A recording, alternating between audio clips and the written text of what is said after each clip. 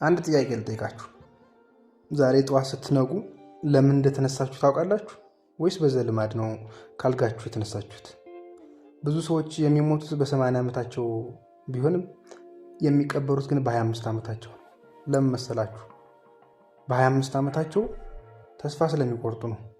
ተስፋ ማጣት ማለት ደግሞ ሞት ማለት ነው። ሰላም ጤና ይስጥልኝ። ዛሬ በዚህ ቪዲዮ የምነግራችሁ ስለ ተራ ተስፋ ሳይሆን በውስጣችሁ ስላለ እውነተኛ ኃይል ነው። ብዙ ጊዜ አልችልም፣ እድል አይደለም ወይም ጊዜው አልፎብኛል ብለን ራሳችንን እናቆማለን። ነገር ግን አንድ እውነት ልንገራችሁ። ሰው በዚህ ምድር ላይ የተፈጠረው ለታላቅ ዓላማ ነው። ዛሬ ተስፋ የቆረጣችሁ፣ ነገ የጨለመባችሁ ወይም አዲስ ነገር ለመጀመር የፈራችሁ ሁሉ ይህም ቪዲዮ እስከ መጨረሻው ይዩት። አንድ አንኳር ነገር ይዛችሁ ትወጣላችሁ። ግን አንድ ቃል እንድትገቡልኝ የምፈልገው ነገር አለ። እሱም እችላለሁ የሚለው መንፈስ ከውስጣችሁ እንዲኖር ነው። እችላለሁ ብላችሁ እስኪ ኮመንት ላይ ጻፉልኝ። አሁን ወደ ቪዲዮ ልውሰዳችሁ።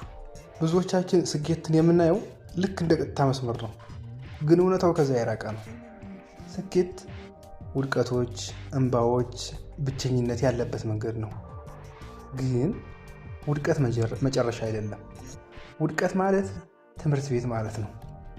በወደቃችሁ ቁጥር እንዴት መነሳት እንዳለባችሁ ትማራላችሁ። ሰዎች አትችሉም ሲሏችሁ ስለ እናንተ ሳይሆን ስለ ራሳቸው ፍርሃት እያወሩ ነው። ልብ በሉ፣ አልማዝ የሚወጣው በከፍተኛ ሙቀትና ጫና ውስጥ አልፎ ነው። እናንተም ዛሬ ያላችሁበት አስቸጋሪ ሁኔታ ነገ ለምትሆኑበት ትልቅ ማንነት ማሰልጠኛ እንደሆነ እመኑ።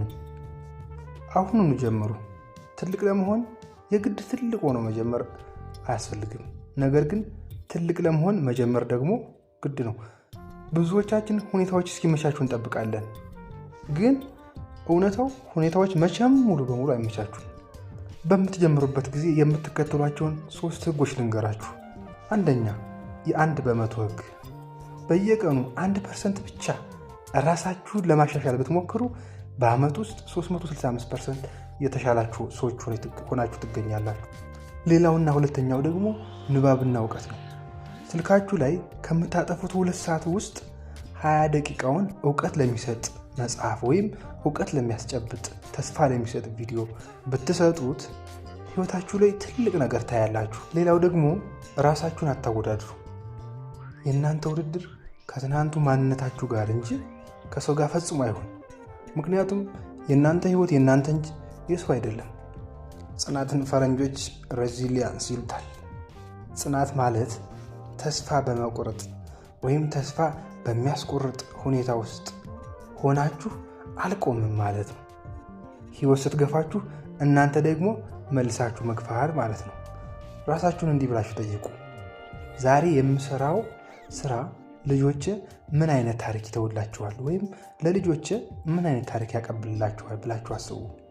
ስለ ጽናት ስናስብ ታሪካችን ወደ ኋላ መለስ ብለን ብናስብ የዓለምን አመለካከት የቀየረ አንድ ድንቅ ሰው እናገኛለን። እሱም ኮሎኔል አበበ ቢቂላ ይባላል።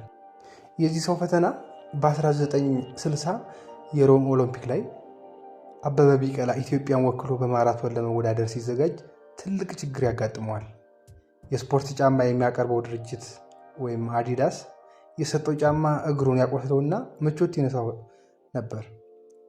አበበ ሁለት ምርጫ ነበረው።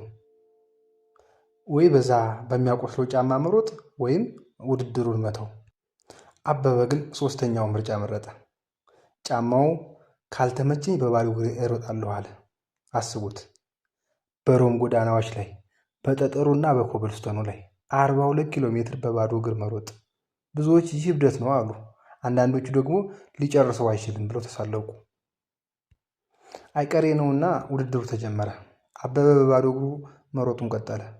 የሮም አስፋልት እግሩን አቃጠለው፣ ድንጋዮቹ እያቆሰሉት። እሱ ግን ወደፊት መገስገሱን አላቆመም። በመጨረሻም የዓለምን ክብረ ወሰን በመስበር አንደኛ ሆኖ ገባ። ዓለም በግርምት ተናጠች። የአበበ ታሪክ ለእኛ የሚሰጠን ምን መሰላችሁ? ጋዜጠኞች ከውድድሩ በኋላ ለምን በባዶ እግር ሮጥክ ብለው ሲጠይቁት የመለሰው መልስ ዛሬም ድረስ ለሁላችንም ትምህርት ነው። ዓለም ኢትዮጵያ ሁልጊዜም በጽናትና በድል አድራጊነት እንደምታሸንፍ እንዲያውቅ ፈልጌ ነው ብሎ ነበር ምላሽ የሰጠው። ቆም ብላችሁ አስቡ። አበበ ቢቂላ ያሸነፈው በጫማው ሳይሆን በውስጡ ባለው ጽናት ነው። ዛሬም እናንተም ካፒታል የለኝም፣ ዘመድ የለኝም፣ ትምህርት የለኝም እያላችሁ የምታማርሩ ከሆነ አበበን አስታውሱ። ውጤት የሚመጣው ያላችሁ ቁስ ሳይሆን በውስጣችሁ ያለው የመቁረጥ ስሜት ነው። ውድ የቻናሌ ቤተሰቦች ይህን ቪዲዮ ያገኛችሁት እንዲሁ በአጋጣሚ አይደለም። አሁኑ ተነሱና ያንን ትንሹን ነገር ጀምሩ። እንዲሁም ለብዙዎች እንዲደርስ ደግሞ ሼር እና ላይክ እንዲሁም ሰብስክራይብ እያደረጋችሁ ቤተሰብ ሁኑ።